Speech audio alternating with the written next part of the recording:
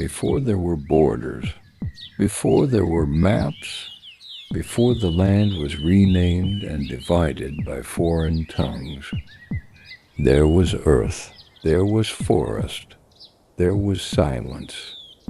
The silence was not empty, it was listening. In the southeastern stretch of what is now called Nigeria, dense rainforest once moved like a living ocean. Towering Iroko and mahogany trees rose into the sky, their roots gripping deep red soil rich with life.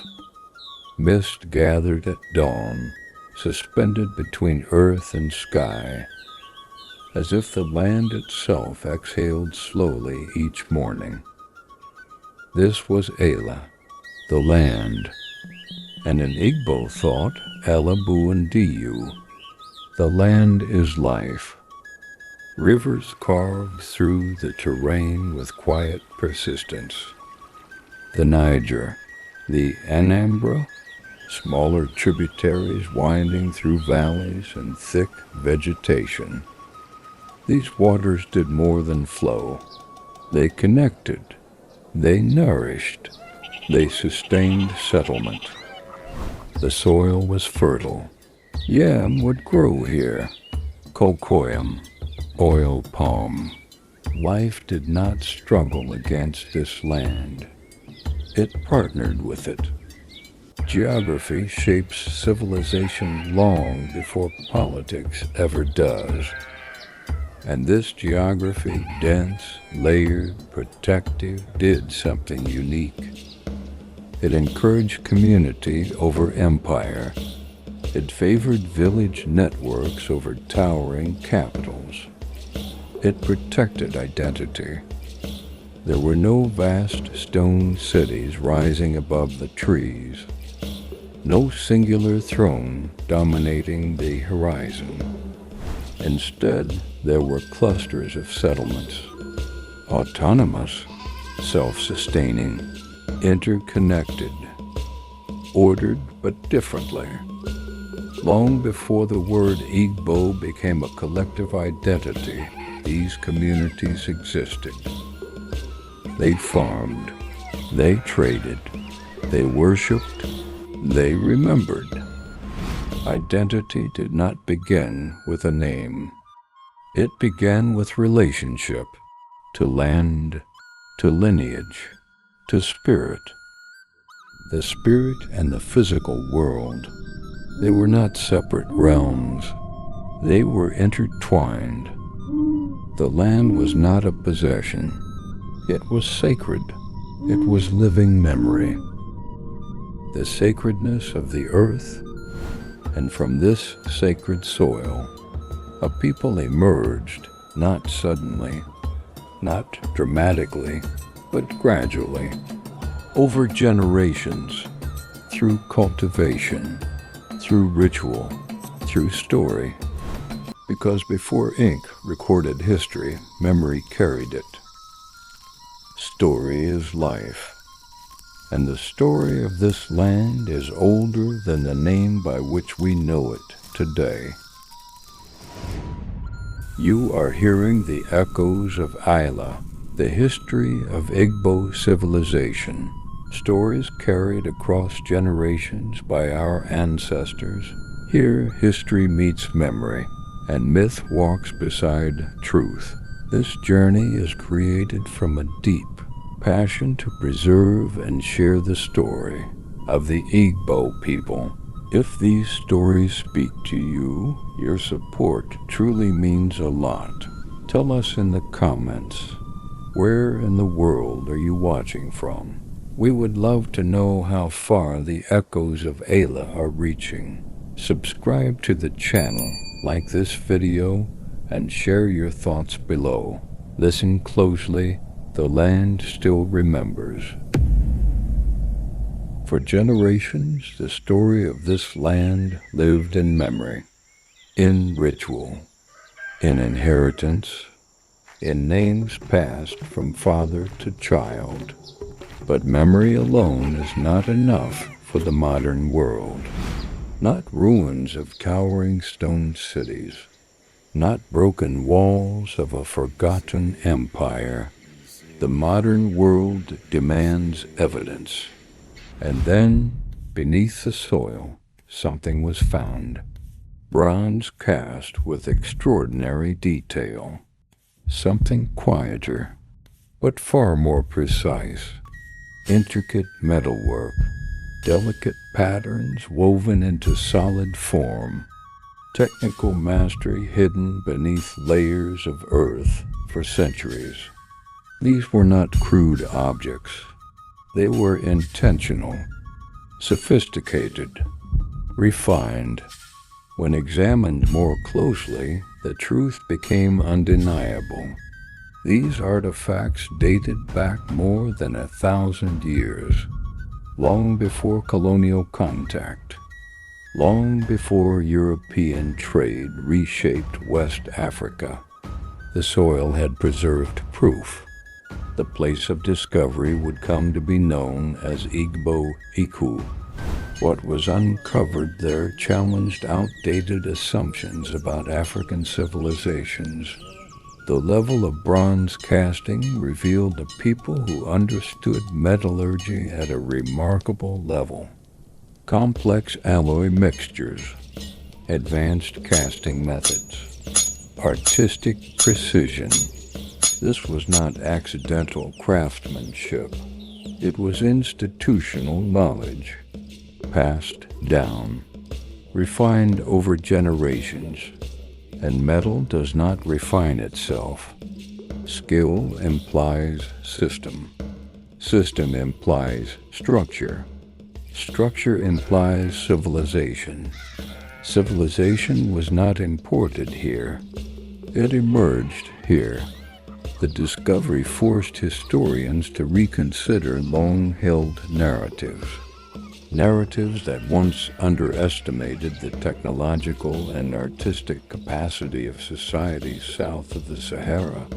Beneath red earth and forest roots, the land had been keeping records of its own.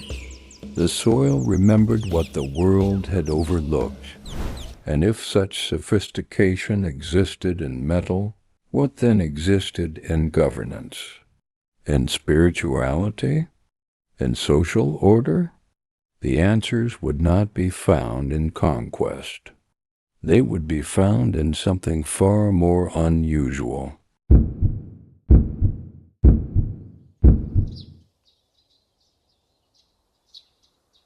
According to Igbo oral tradition, the story of origin does not begin with bronze. It begins with a man. His name was Nri. In the oldest accounts passed down through generations, Nri is remembered as a foundational figure, a bringer of order, a settler near the great river basin, a point from which lineage flows. Some narratives say he descended from the sky. Others suggest migration, movement, arrival. But across variations of the story, one truth remains consistent. Nri represents beginning. In memory, he is not simply a man. He is structure. He is legitimacy. He is the seed from which a sacred lineage would grow.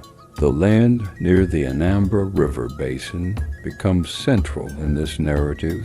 Settlement begins to anchor around that region.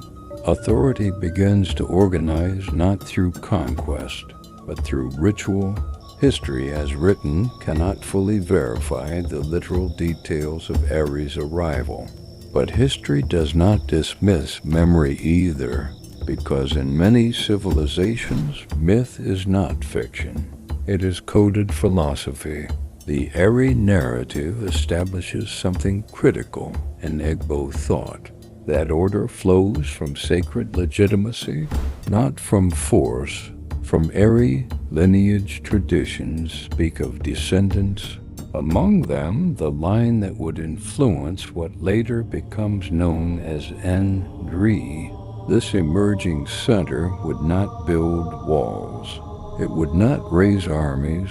It would not demand tribute through fear. Instead, it would build influence through belief. The authority associated with Aries' lineage was spiritual, ritual purity, mediation, sacred responsibility, and in this structure, power was defined differently, not as domination, but as alignment between the spirit and the physical world. In this framework, land disputes were not merely legal issues. They were spiritual disruptions. Moral transgressions were not simply crimes. They disturbed cosmic balance. The memory of Eri becomes more than an origin story. It becomes a template, a way of organizing society around sacred responsibility. Story is life, and for centuries this story shaped how communities understood authority, legitimacy, and belonging. But what emerged from this foundation was not a kingdom in the conventional sense. It was something more unusual.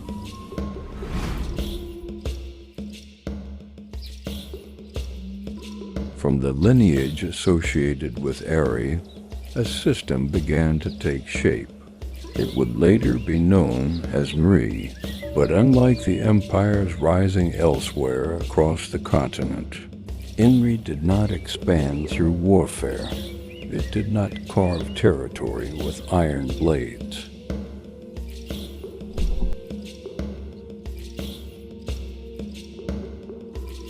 Communities sought its mediation, its rituals, and its spiritual legitimacy. The figure later called the Ez Nri was not a conqueror. He was a custodian, a ritual authority, a guardian of moral order. Power here was not centralized through force. It was recognized through belief. That distinction matters. In many societies, power descends from the sword. In Nri, power flowed from sacred alignment. Disputes between communities could be mediated through ritual processes. Social cleansing rites were performed to restore balance.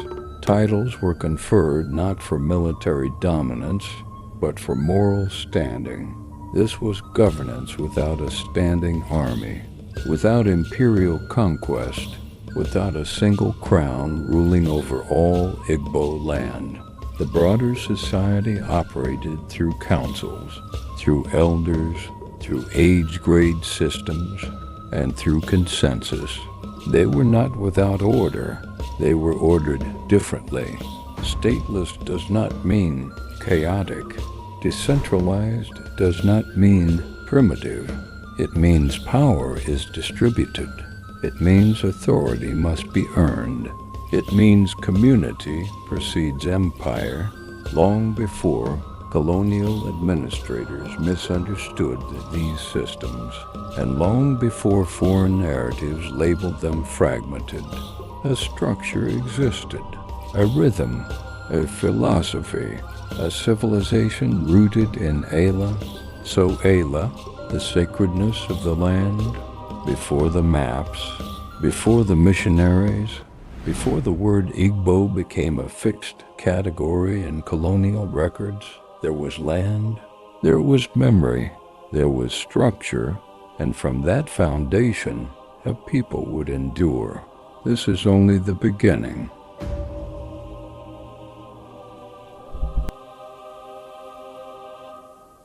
And elders gathered beneath ancient trees to remember their ancestors. One truth slowly emerged.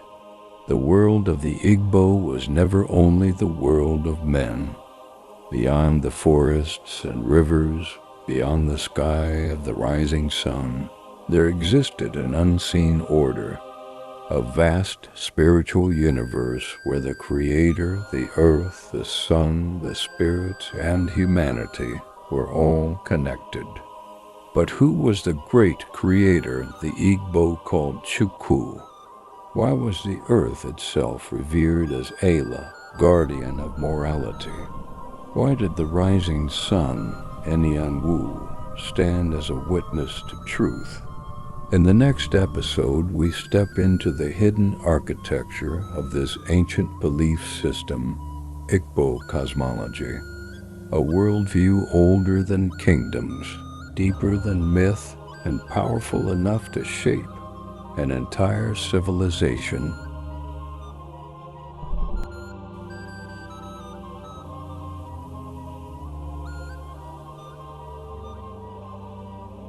Subscribe to the channel, drop a comment, and watch out for the next episode. Remember, the land still remembers.